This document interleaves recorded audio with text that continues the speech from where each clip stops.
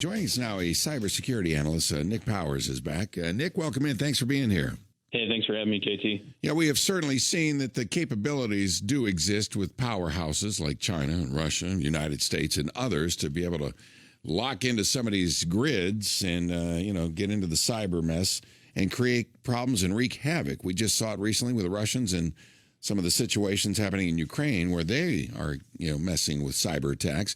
So I know our military is always on this, and we've got the best experts out there constantly watching anything that becomes a national security threat when it comes to cybersecurity. But when you're talking about powerhouses like Russia, and they are constantly not on board with playing by the rules we've seen, is the United States ready for a cyber war with Russia? Because now that is an active war these days.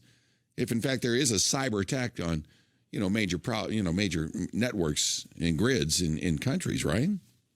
Yeah, absolutely. I mean, so what we've seen, JT, over the last couple of years is obviously a ton of cybersecurity attacks. A lot of them originating from Eastern European countries such as Russia. We've seen attacks on pipelines, attacks on our meat processing capabilities. And so the United States government in general has really pushed hard to implement regulations, inspections, standards that really require all of these entities, utilities, water plants, everything else to really raise their game and make sure that they're secure from attack.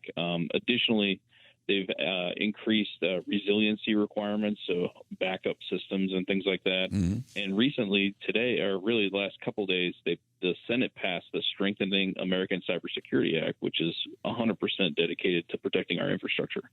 So what would a cyber attack here from Russia, look like in this country if they got away with it?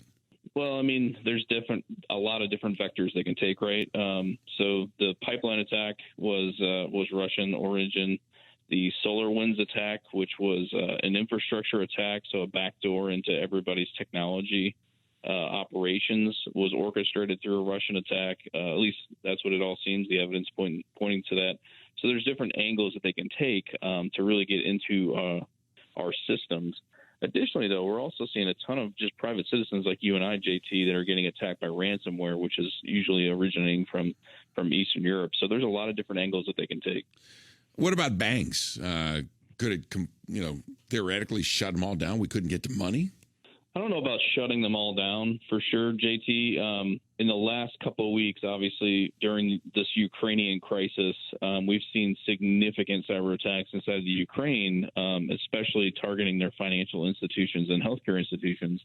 We've seen proof of them extrapolating information, account information, personal information, bank-to-bank information that, companies here in the United States that are doing business with companies in Ukraine need to be watching out, because there are chances that, contacts that are being made to them in request of, related to accounts and things like that for these Ukrainian companies, they might not be the people you think they are. They might be Russians. They might be trying to find a way into their system. So those institutions in America that are doing business with Ukraine should really be watching out today. Now, let's talk about U.S. power grids and the water supplies, and even on into hospital systems where life and death situations, could be in the balance if there was a cyber attack from Russia.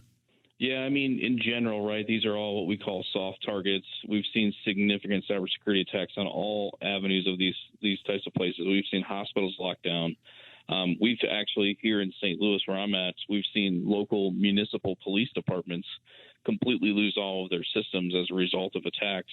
And so, that's really the point of these acts and this funding that the Congress is trying to push forward through the Strengthening American Cybersecurity Act and other things is, how do we help companies? How do we help local state governments kind of increase their cybersecurity posture so they can handle these types of attacks and be more resilient to them? It's not something that's going to be solved overnight, but it's definitely something everybody's working on right now. One last question. What would be the most devastating cyber attack from Russia on the United States? I think that's a great question. I think one of the things that we're all kind of nervous about in general is just the power grid, right? How resilient will the power grid be if it came under significant attack? The power grid is a series of interrelated companies that try to work together, that work under the Department of Homeland Security when it comes to security. But if we had a major power outage, especially during a time of need, right, during the winter, during the summer, we had an outage in Texas a few years ago that caused a lot of issues with natural gas and whatnot. So we don't want to see any of that to happen. But that I think is what everybody's kind of looking at right now and trying to make sure we don't have a major outage there. All right, very good. Nick Powers, thank you again for being with me this morning, cybersecurity analyst, on what the potential cybersecurity attack on this country would look like.